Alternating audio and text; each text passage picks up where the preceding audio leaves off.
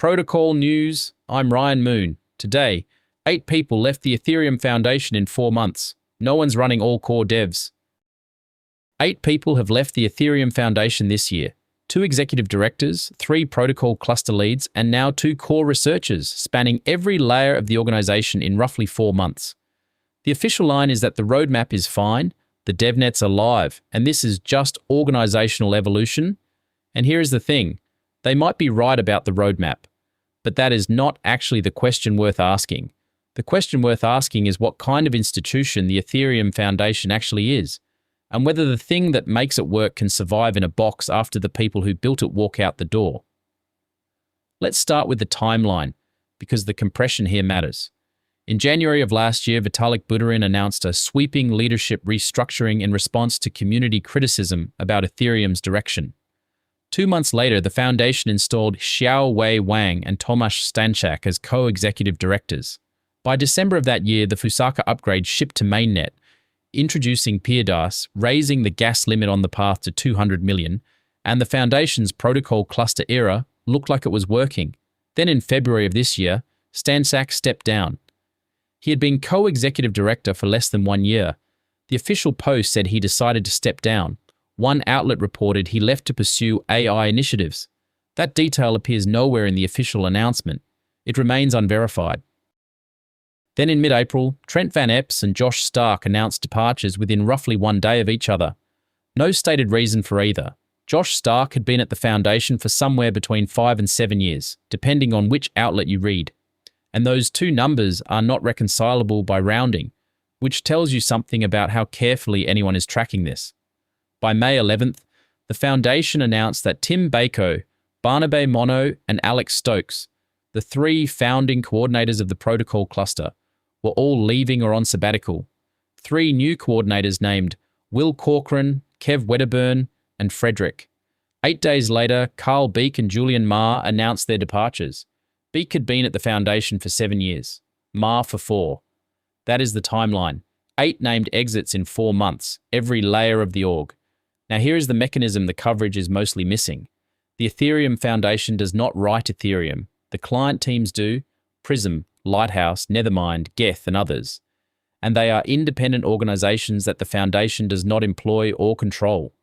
The protocol cluster's actual job is coordination, align research priorities, run community calls, facilitate interoperability events, sequence upgrades across organizations that answer to no one at the foundation. It is social infrastructure, not a command structure. This is why the foundation can credibly say the roadmap is unaffected by these departures. The cluster coordinates. It does not build. The Glamsterdam devnets are live. The underlying client teams are still there. But here is what that framing quietly sidesteps. The foundation's own May 11th blog post announcing the leadership transition says that Beiko, Monok, and Stokes, quote, shaped protocol in ways that will outlast their time as cluster coordinators. Read that sentence carefully. The foundation is acknowledging in its own words that the influence these people had was personal and informal, not positional, which is exactly what makes it non-transferable by appointment. You can name 3 new cluster coordinators. You cannot appoint the institutional memory, the informal relationships, the decade of cross-client trust that made the coordination actually work. The foundation knows this. They said it themselves. The specific gap that is not being discussed clearly enough is Tim Beiko's role. Beiko ran the all-core devs calls, the weekly cross-client coordination mechanism that is, in operational terms, the heartbeat of Ethereum upgrades. He has done this for years. None of the 3 incoming cluster leads are described as inheriting that specific function. Corcoran's background is ZKVM proving and post-quantum consensus. Wedderburn leads the ZKEVM team. Frederick leads protocol security. All significant. None of them are described as the new person running all core devs. That question does not appear to have a public answer yet. Then there is Julian Ma. Ma is the named author of FOCIL, which is EIP 7805, currently scheduled as the headliner for the Hegoda upgrade on the consensus layer side. He is also the primary researcher behind the fast confirmation rule, a mechanism that reportedly achieved 13-second bridging times between Layer 2s and Ethereum mainnet. Both of these are active roadmap items, not completed work in progress, now without their named author. The Foundation's blog post does not address research continuity on either item. Coverage has been asking whether the roadmap is on track at the level of scheduled inclusion. The more precise question is who owns the research on the two most significant items scheduled for the next upgrade. One more thread that is being mentioned but not followed. A single outlet reports that the Foundation shifted its treasury strategy from selling ETH to staking ETH for operational funding. That claim is unverified and does not appear in any other source, so treat it as a lead, not a fact. But if it is true, it creates a structural link between ETH price and the Foundation's operating capacity that did not previously exist. It would also help explain why departures are clustering now, roughly a year after the restructuring that was supposed to stabilize things. ETH is trading around $2,136 as of the most recent reporting, essentially flat. If your operating budget is now denominated in the asset you are coordinating, that is a different kind of institutional pressure than the Foundation has historically faced.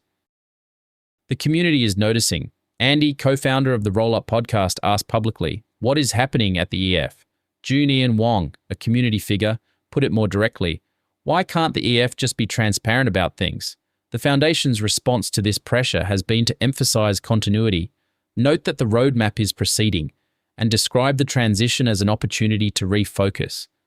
That framing may be accurate.